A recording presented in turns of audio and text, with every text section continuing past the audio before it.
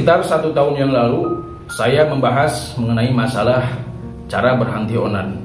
Ini diperuntukkan bagi orang-orang yang memang belum menikah waktu itu ya. Ada videonya sekitar 1 tahun yang lalu saya bahas. Dan itu ramai dan banyak manfaatnya, alhamdulillah. Tapi lama-lama semakin kesini banyak juga orang yang konsultasi, "Kang, saya sudah menikah, cuman kenapa kebiasaan yang dulu selalu saya rasakan sekarang?" Ibarat kata dia serasa tersiksa dengan tindakannya gitu. Ya, saya kan sudah pernah bahas masalah mengenai ini. Satu dari tindakan yang kita tonton, tidak ada tuntunan. Jadi tontonan harus jadi tuntunan tentunya. Nah, istilahnya efek-efek yang dirasakan oleh orang yang mengalami gangguan seperti ini terjadinya dari pola pikir, ya, serangan mental, psikis yang dirasakan oleh seseorang yang melakukan tindakan seperti itu. Tentunya saya akan membahas masalah ini bagi atau diperuntukkan orang-orang yang sudah menikah. Karena sangat banyak sekali orang yang konsultasi atau via Instagram atau via WhatsApp menanyakan masalah perkara cara berhenti onani gitu. Saya akan membahasnya, dan sekiranya ini bermanfaat, silakan untuk para sedulur semuanya di-share kepada semuanya, karena ini memang hal umum, banyak dirasakan. Karena kebanyakan orang yang cerita ke saya, karena ini kan pribadi, sifatnya privat, jadi tidak mungkin saya kemukakan chatnya seperti apa, orang mana. Ya kalau masih daerah-daerah masih bisa disebut lah. Cuman untuk orangnya seperti apa atau siapa tidak mungkin saya publikasikan, karena ini privasi masing-masing, ya, aib masing-masing. Jadi ini untuk edukasi, insya Allah menjadi pelajaran untuk kita semuanya. Ada hikmah yang saya sampaikan, semoga bermanfaat. Silakan untuk para sedulur untuk di-share ke yang lainnya, ya, sekiranya bermanfaat, insya Allah menjadi amal kebaikan untuk kita semuanya. Baik sedulurku semuanya, pada kali ini saya akan membahas masalah cara berhenti onani bagi orang yang sudah menikah. Ini terkhusus bagi orang yang sudah menikah. Adapun orang yang belum menikah, silakan disimak dengan baik, insya Allah menjadi kebaikan, manfaat untuk kita semuanya. Kenapa banyak orang yang bertanya kepada saya mengenai masalah ini? Ya, setahun yang lalu saya pernah mengupload video masalah cara berhenti onani untuk umum, ya, cakupannya untuk umum. Nah, ini videonya, yang ini saya upload, dan banyak orang yang berterima kasih, ya, atas apa yang saya sampaikan. Alhamdulillah, saya bersyukur kepada Allah atas apa yang terjadi. Insya Allah menjadi kebaikan juga untuk saya. Dan bagi sedulur-sedulur yang sudah share video saya, membagikan video saya, insya Allah menjadi amal jariah juga. Karena banyak orang yang berhenti dengan adanya arahan yang saya sampaikan. Nah, untuk saat ini saya bahas lagi. Saya bahas lagi karena kok masih banyak gitu, terkhusus bagi orang yang sudah menikah. Ini dianggapnya hal sepele, padahal ini gangguan batin. Gangguan batin. Ibarat kata kita emosi, marah tidak jelas, pasti ujungnya menyesal. Sama halnya, kenapa bisa dikategorikan masalah gangguan batin? Ya, karena dia melakukan, setelah melakukan menyesal. "Kang, saya sudah menikah, tapi kenapa saya sering melakukan tindakan seperti itu?" Ya, kepuasan saya itu di tindakan seperti itu. Walaupun saya sudah punya istri, tapi kepuasan saya kok ada di... Ya, insya Allah paham lah maksudnya apa. Jadi efek dari masalah tindakan seperti ini jadinya umum juga gitu. Malasnya ibadah. Ya, saya pernah mengatakan juga, pernah menyampaikan juga. Dari tindakan seperti ini efeknya salah satunya malasnya ibadah. Ibadah serasa tertahan. Nikmat ibadah itu hilang. Ya, karena Allah mencabut keberkahan dari orang yang melakukan tindakan seperti itu. Tapi jangan putus arang, jangan putus semangat. Terus kita melakukan taubat dan mencari arahan-arahan yang baik. Saat ini saya akan menyampaikan, ya, masalah efek dari onan itu gitu. Dan nanti saya kasih tips juga. Insya Allah bermanfaat. Disimak dengan baik. Saya akan menyampaikannya dengan cepat, insya Allah, tapi bermanfaat. Ya, yang pertama tadi, ibadah jadi hamba dan selalu tertahan, bahkan jarang dilakukan. Ya, jarang dilakukan, bahkan tidak sama sekali. Ya, karena orang kan beda-beda.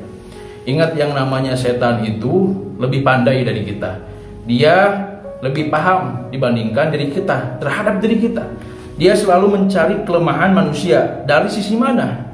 Ya, ketika manusia lemah dari sisi A contohnya, dan si setan pasti akan mengejar-ngejar terus dari sisi yang membuat manusia itu lemah. Karena kelemahan manusia itu beda-beda. Dan setan lebih pandai mengatur strategi agar kita terjerumus ke lubang yang sama.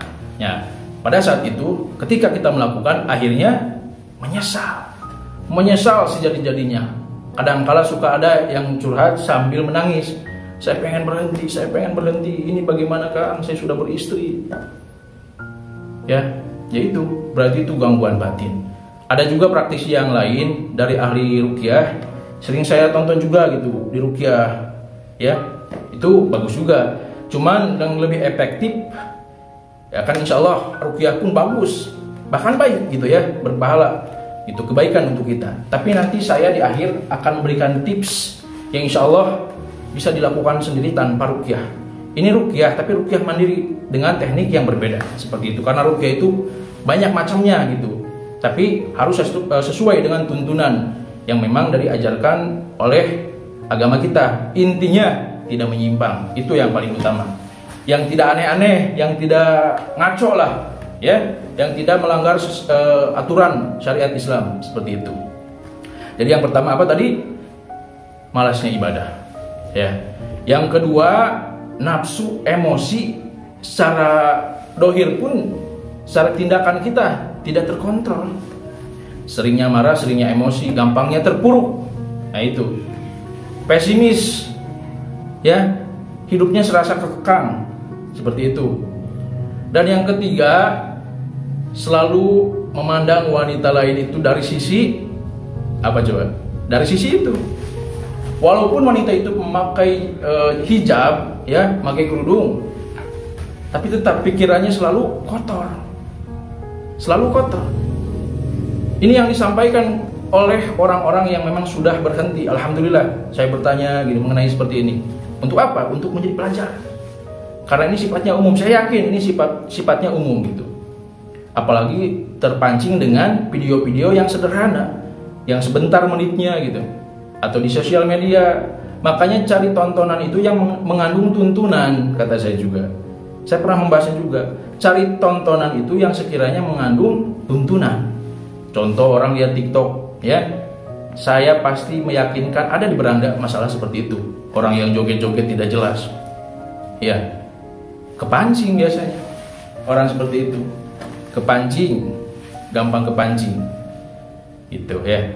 Jadi pokoknya dan pada intinya akan merusak pikiran dan perasaan batin kita ketika kita melakukan tindakan yang memang berulang terus menerus.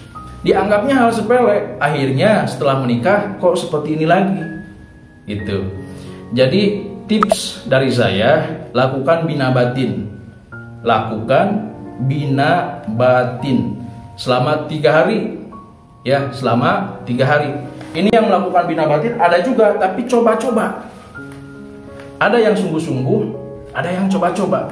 Bagi yang sungguh-sungguh, alhamdulillah, sering WhatsApp lagi ke saya. Alhamdulillah, efek dari bina batin itu menetralkan pikiran, membersihkan hati, perasaan. Jadi kembali lagi ke jalurnya. Ya, karena dalam bina batin ini selama 3 hari kita puasa, melakukan ibadah-ibadah kewajiban kita yang memang wajib, ya, yang memang wajib, dan melakukan arahan-arahan yang saya berikan. Alhamdulillah, saya berikan tata cara ijazah yang harus dibacakan. Ya, melakukan mandi seperti apa? Mandi tepat jam 12 malam. Kang, katanya takutnya penyakit rematik gitu. Aduh, ya, memang bisa jadi penyakit ketika dari maghrib sampai ke jam 12. Tapi dari jam 12 ke bawah mendekati subuh itu akan menjadi kebaikan, insya Allah, ya. Karena istilahnya yang mengamalkan ini bukan 1 atau 2 orang, banyak. Dan padilah dari kebaikan mandi dari jam 12 mendekati subuh itu juga banyak padilahnya. Jadi melakukan tindakan yang nanti saya arahkan. Lakukan bina batin selama 3 hari. Puasanya seperti apa? Puasa niat ibadah aja udah. Kan niatnya bagaimana? Ya niat ibadah karena Allah Ta'ala ingin istilahnya mendapatkan kebaikan, ya, dan istilahnya memohon pengampunan, taubat dan nasuha. Pokoknya adalah proses-prosesnya seperti itu. Jadi lakukan puasa. Contohnya kita lahir hari Jumat, berarti puasanya dari Kamis, Jumat, Sabtu, ya, cara berurut seperti itu. Jadi lakukan bina batin, ya. Berhentilah. Apalagi istilahnya yang belum menikah, harus dari sekarang. Harus dari sekarang kita membenahi pikiran kita, prasangka kita, batin kita diperkokoh. Jangan sampai kita diperkosa oleh setan. Saya membahasakan diperkosa itu kenapa? Kenapa saya membahasakan diperkosa setan?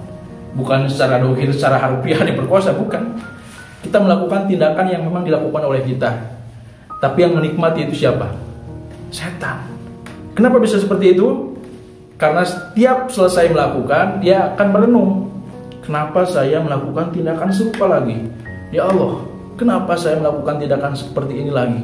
Dan dia bertanya kepada dirinya sendiri, apa yang sebenarnya saya lakukan? Kenapa saya melakukan tindakan seperti ini lagi? Yaitu, secara bahasa saya membahasakan ini diperkosa setan.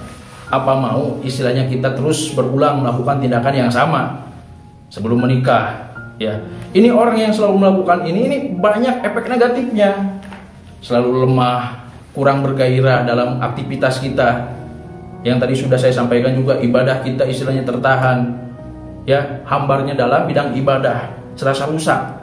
Selalu istilahnya berpikir kotor, dimanapun lihat wanita pikirannya kotor.